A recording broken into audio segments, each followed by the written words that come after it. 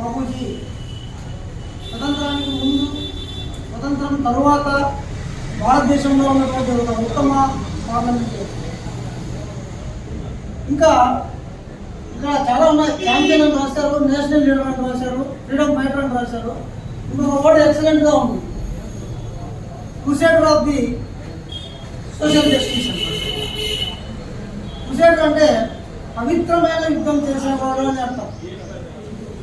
కాబట్టి పవిత్రమైన యుద్ధం చేస్తూ జాతి కోసం పాటుపడినటువంటి గొప్ప నాయకుడు బాబు జగజీవన్.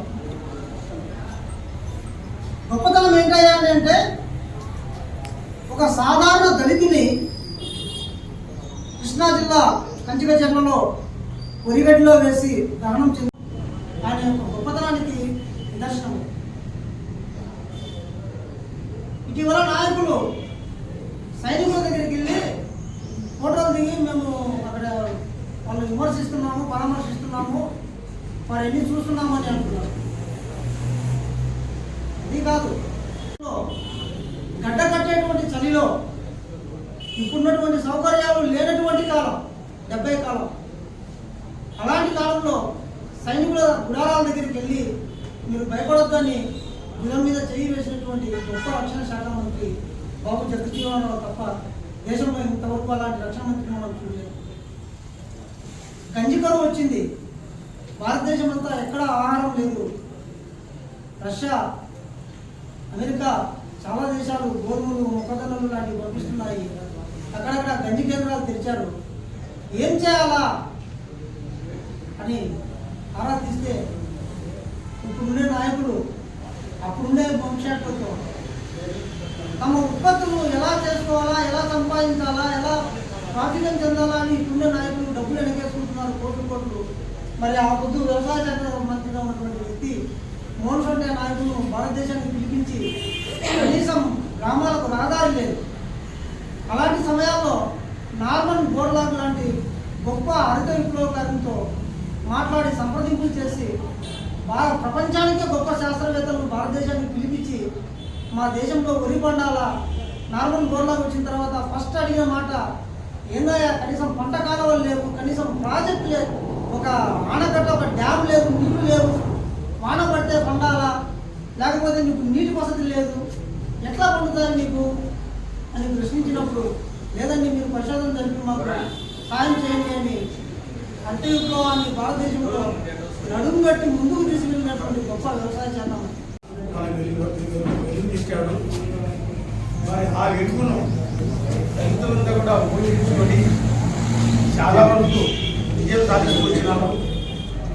మరి ఆయన స్ఫూర్తి తీసుకొని మరి బిఆర్ అంబేద్కర్ గారు పునాది చేసినటువంటి ఈ రిజర్వేషన్ కాపీగా జరిగిపోతూ దాని మీద ఎంతో మంది రిజర్వేషన్ మీద వచ్చినటువంటి అధికారులు కానివ్వండి, మరి రాజకీయవేత్తలు కానివ్వండి, వీరందరూ కూడా ఈ దళిత అధికారులు అవుతున్నారో, ఎవరైతే సమాజంలో ఒక మంచి స్థానం వస్తున్నారో వీళ్ళందరూ కూడా ఎక్కడైతే దళితుడు ఇంకా ఇబ్బంది పడుతున్నాడో, సరైన వసతులు లేవు, సరైనటువంటి చదువు లేదు అనే వాళ్ళను గుర్తించి వారిని కూడా పైకి లాక్కుని వచ్చి ఇంకా ఈ దళితులు చీకటి నుండి బయటకు వచ్చి నవ సమాజం కోసం వారిని కూడా ఒక భావి పౌరులుగా తయారు చేయాలని చెప్పి మేము ఒకటి మా ఉద్దేశంగా మేము చెబుతున్నాం. మరి బాబు జగజీవన్ రావు జీవిత చరిత్ర మరి మన ప్రకాష్ గారు బాగా చెప్పారు. ఆయన పుట్టుక నుండి కూడా విజయంతో ప్రతిదీ ఎక్కడ ఆయన ఓటమి అనేది లేదు. ఆయన రాజకీయాల్లోకి వచ్చినప్పటి నుండి చనిపోయేంత వరకు ఎక్కడే కానీ ఆయన ఓడిపోవడం లేదు. ప్రతి పార్లమెంట్ నియోజకవర్గంలో కానీ ఎమ్మెల్యేగా ఉన్నప్పుడు కానీ అంతా గెలిపే. అటువంటి నాయకులు ఇందిరాగాంధీ కూడా ఓడిపోయినారు, చాలా మంది పెద్ద పెద్ద నాయకులు కూడా ఓడిపోయారు, కానీ ఓటమి పెరిగిన వీరుడు జగజీవన్ రావు.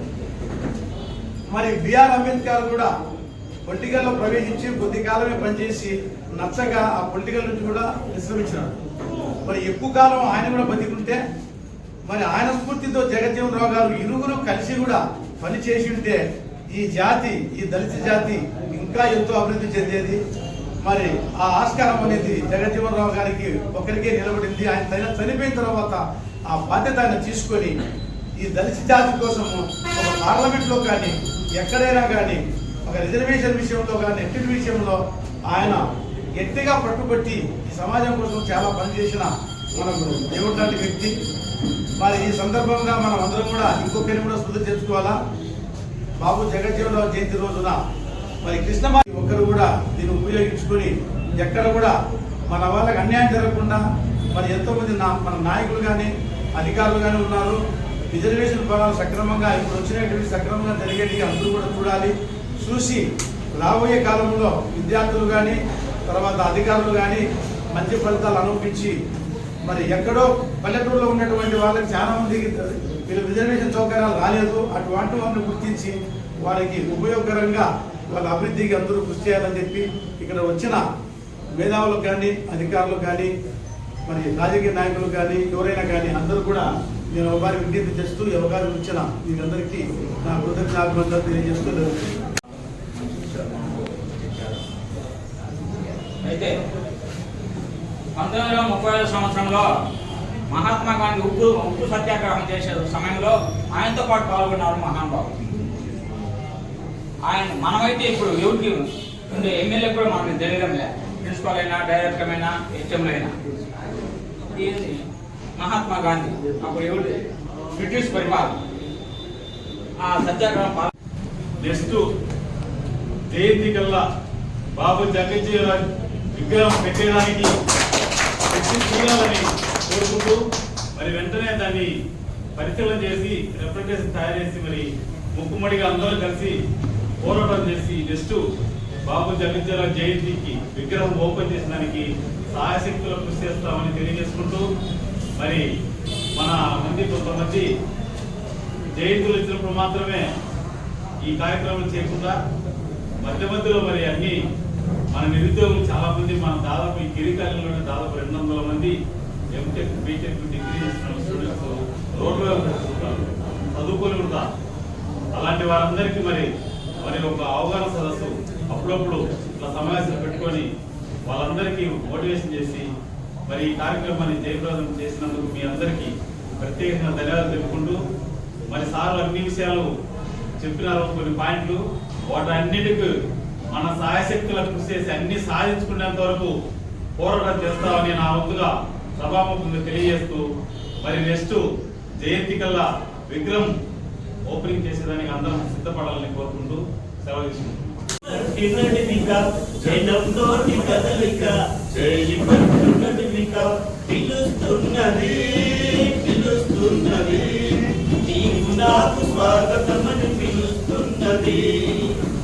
ఎందరో మహనీయుల కోరిక మరి ఎందరో త్యాగదనుల వేదిక ఎందరో మహనీయుల కోరిక మరి ఎందరో త్యాగదనుల వేదిక లక్షలాది బాబాల వీచిక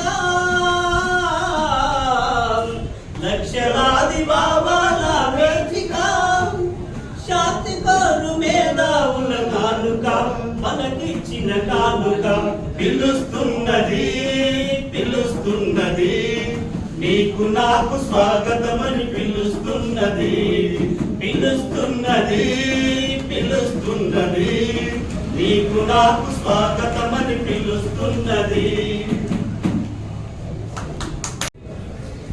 అనువాదం నుంచే కాకుండా ప్రజెంట్ ఇప్పటి వరకు కూడా మనం ఎప్పుడు అంటరాని వాళ్ళనే చూస్తున్నారు.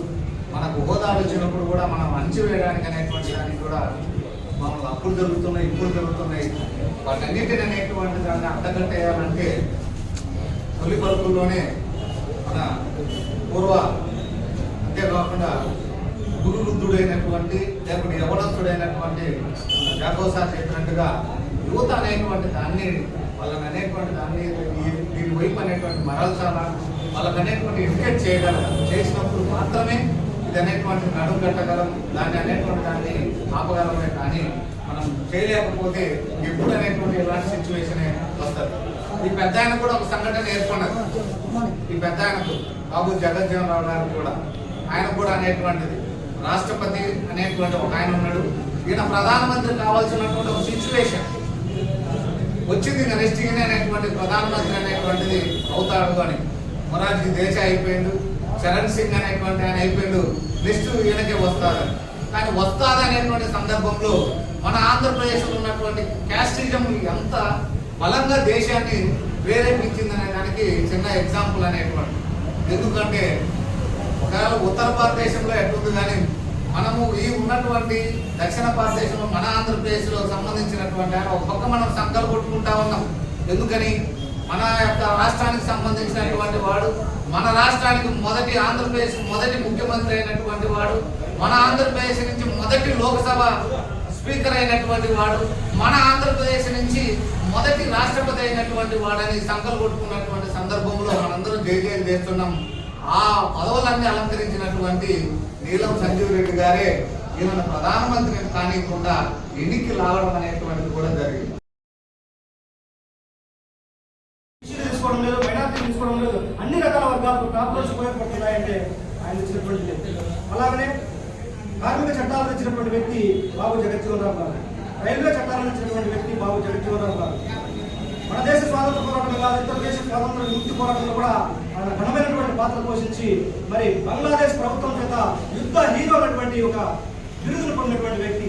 అది నాటి యూపీఏ గవర్నమెంట్ లో హయాంలో మాజీ స్పీకర్ పెద్దలు మీరా కుమార్ గారు మరి బంగ్లాదేశ్కి వెళ్ళినప్పుడు ఆ దేశ ప్రభుత్వం ఈ యొక్క జగజ్జీవన్ రామ్ గారి యొక్క కీర్తిని, గొప్పతనాన్ని, త్యాగాన్ని కొనియాడుతూ యుద్ధ హీరో అని చెప్పేసి ఒక డైనమిక్ హీరో బాబు జగజ్జీవన్ రామ్ అని చెప్పి ఇతర దేశాలు కూడా కొనియాడి ప్రపంచంలోనే, భారతదేశంలో కాదు ప్రపంచంలోనే ఉత్తమ పార్లమెంటేరియన్, ఇది ఓన్లీ భారతదేశంలో రికార్డు ఇప్పటికీ కూడా బాబు జగజ్జీవన్ రామ్ గారి పేరుకే ఉంది.